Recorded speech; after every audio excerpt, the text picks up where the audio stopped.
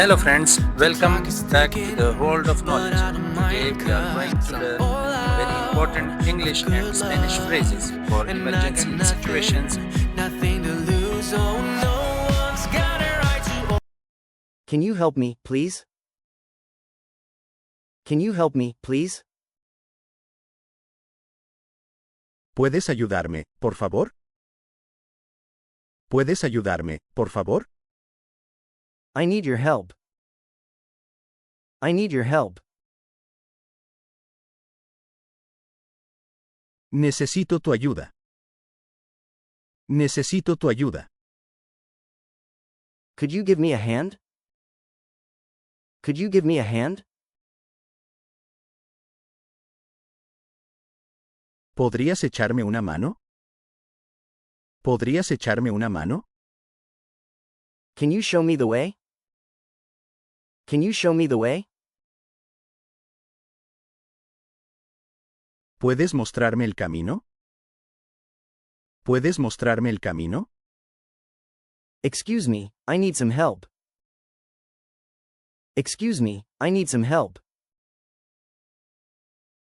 Disculpe, necesito ayuda. Disculpe, necesito ayuda. Can you explain this to me? Can you explain this to me?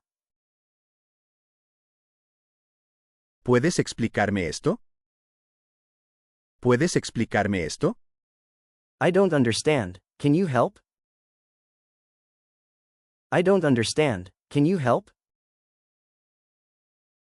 No entiendo. ¿Puedes ayudarme?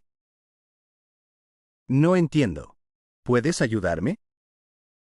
Can you write it down for me? Can you write it down for me? No entiendo. ¿Puedes ayudarme? No entiendo. ¿Puedes ayudarme? Can you call someone for me? Can you call someone for me?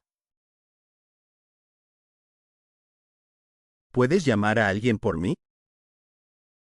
¿Puedes llamar a alguien por mí? Thank you so much for your help. Thank you so much for your help.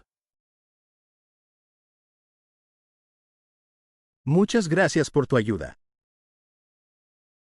Muchas gracias por tu ayuda. Great job, friends. Now you know the most useful English and Spanish phrases for emergency situations. Remember, these phrases are very important, so practice them often.